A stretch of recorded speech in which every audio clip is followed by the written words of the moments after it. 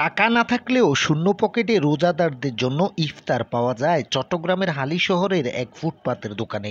এজন্য সেই দোকানের সামনে পোস্টারও দেওয়া হয়েছে, লেখা আছে টাকা না থাকলেও সমস্যা নেই, আপনার জন্য ইফতার ফ্রি। আর এই মহতি উদ্যোগ চালু করে প্রশংসা কুড়াচ্ছেন ইয়াসিন আরাফাত নামক ওই ব্যবসায়ী। সামাজিক যোগাযোগ মাধ্যমে নেটিজেনরা প্রশংসায় ভাসাচ্ছেন তাকে, যদিও প্রশংসায় গা ভাসানোর ইচ্ছে নেই তার। আমি গরিব মানুষ, আমি কিছু ইফতারের জন্য আসছি। আমার দুইটা নাতিন এতিম, বাপ নাই, খুব কষ্ট করি, সেজন্য আমি একাই আসছি। কার কাছে আসছেন? আসছি ওনাদের কাছে আসছি। কেন আসছেন? দুটো ইফতারের জন্য আসছি। উনি কি টাকা নিছে আপনার কাছে? না না, টাকা নেয় নাই, টাকা নেয় নাই। আমি বলছি কিছু ইফতারি দেওয়ার জন্য, আমার কাছে টাকা নাই। জি জি, ভালোই লাগছে। সব দোকানে দেয় এরকম ফ্রিতে? না, সব দোকানে দেয় না, আবার অনেক দোকানেই দেয়। চট্টগ্রামের হালি শহরের বিডিআর মাঠের উত্তর দিকে অসহায় রোজাদারদের জন্য ইয়াসিন আরাফাতের এই ফ্রি ইফতারের দোকান।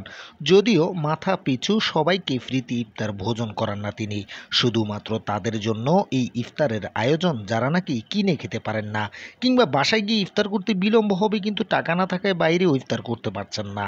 ইয়াসিন জানান, রমজান উপলক্ষে গরিব অসহায় রোজাদারদের জন্য কিছু করতেই এই উদ্যোগ গ্রহণ করেছেন তিনি।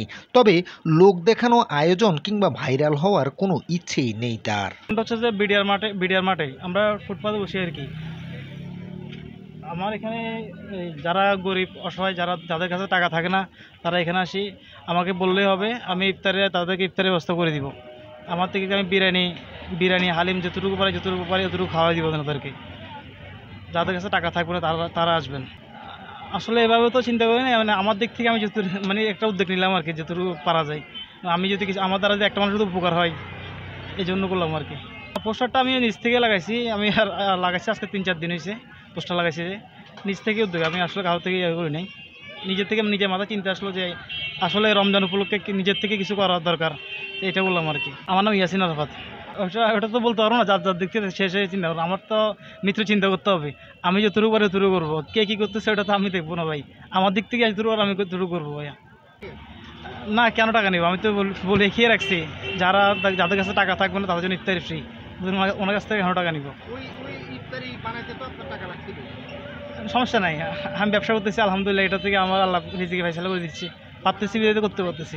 উদ্যোগ নিলে তো ভালো হয়, যারা অসহায় আছে তারা খাইতে পারবে। অনেকে আছে আপনার ইফতারও করতে পারে না, অনেক অসহায় মানুষ আছে রাস্তায় পাশে বসে থাকে, রোজা রাখি ঠিক, কিন্তু ওরা কিন্তু ওইভাবে চিন্তা করে না। যদি সবার দিক থেকে একটু চিন্তা করি যে আমরা অসহায় মানুষগুলোকে দেখবো, চাইলে কিন্তু দেখা যায় যে যা নিজের ইচ্ছা। অনেক পয়সা মানুষ আছে যাদের কাছে কোটি কোটি টাকা, কিন্তু মনে ইচ্ছা নাই। কিন্তু ইয়াসিনের এমন উদ্যোগকে সাধুবাদ জানিয়ে অন্তত প্রতিটি এলাকায় এই মানবিক কার্যক্রম চালু করা দরকার বলে বলছেন এলাকাবাসীরা। যাদের টাকা নেই, ক্রয় ক্ষমতা নেই, তারা ফ্রিতে ইফতার পাবে, এটা অবশ্যই একটা ভালো মহতী লক্ষণ এবং মহতী উদ্যোগ। যেখানে বাজারে তেলের সংকট, মানুষ তেল খুঁজে পাচ্ছে না বাজারে, সেখানে ওনারা তেলে ভাজি করে মানুষকে খাওয়াচ্ছে ফ্রিতে। তো অবশ্যই এটা আমার মনে হয় প্রত্যেকটা মানুষ যারা এভাবে ব্যবসা করতেছে বা যারা এরকম সাধারণ কিছু মানুষের জন্য উদ্যোগ নেওয়া উচিত, যে যারা ক্রয় ক্ষমতা নেই, যারা কিনতে পারতেছে না, তাদের জন্য এরকম উদ্যোগ নেওয়াটা আমার মনে হয় জরুরি। এখন পর্যন্ত দেখি নেই, তবে আজকে দেখলাম এখানে আসার পরে, তো এটা তো অবশ্যই ভালো। যেখানে মানুষ আপনার মনে করেন কোটি কোটি টাকার বিজনেস করছে, সেখানে মানুষ এরকম উদ্যোগ নিতে সাহস পাচ্ছে না। বিশেষ করে যারা নেতা আছে, যারা মনে করেন সমাজসেবা করে, সমাজসেবার নামে আর কি, যারা সমাজসেবার উদ্দেশ্যে করতেছে, ওনারা হয়তো লোক দেখানোর জন্য করতেছে, কিন্তু এটা তো আসলে মহতী উদ্যোগ, লোক দেখানোর জন্য এটা তার ব্যক্তিগত উদ্যোগ। হ্যাঁ, আমি তো এখানে দেখলাম রোজাদারের জন্য ফ্রিতে খাওয়াইতেছে। দেশে টাকা না থাকলে রোজদারের জন্য ইফতার ফ্রি আর কি। এটা তো একটা ভালো উদ্যোগ, মহা উদ্যোগ। উনি যেন আল্লাহ যেন ওনাকে সুন্দরভাবে ব্যবসা করার তৌফিক দান করে। আমরা তো দীর্ঘদিন পর্যন্ত এখানে দোকানদারি হয়, তো আগে তো বহুত চাঁদাবাজি এসেছিল, ওগুলো এখন নাই। আল্লাহর রহমতে মাশাআল্লাহ এখানে অনেক দূর দূরান্ত থেকে, অনেক জায়গার থেকে লোকজন আসে, এখানে নাস্তা খায়, খাওয়া দাওয়া করে, বা এখন রমজান হিসাবে ইফতার করে। ধরে না অনেক লোক আছে মানে খুব অসহায়, ওরা টাকার জন্য ইফতার করতেও পারে না। তো ইনশাল্লাহ এখানে আল্লাহর রহমতে ইফতারের ব্যবস্থা করাই দিতে পারে, করাই দেয়, ইনশাল্লাহ করাই দেয়। যদি কেউ আসে বলে যে ভাই আমার তো পকেটে পয়সা নাই, বা আমি এখন এক কাজে রওনা দিছি, এখন পকেটে টাকাও নেই, আমার একটু যদি মানে ইফতার করার ব্যবস্থা, ইনশাল্লাহ ব্যবস্থা হয় এখানে। বিরিয়ানি, হালিম, বটসহ আরও প্রায় বেশ কয়েকটি আইটেম বিক্রি করেন ইয়াসিন। নোয়াখালী জেলার হাতিয়া থানায় তার বাড়ি।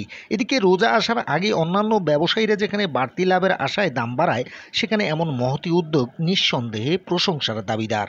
পাশাপাশি এই উদ্যোগটি অন্যদেরও অনুপ্রেরণা যোগাবে বলে মতামত মানবিক মানুষদের।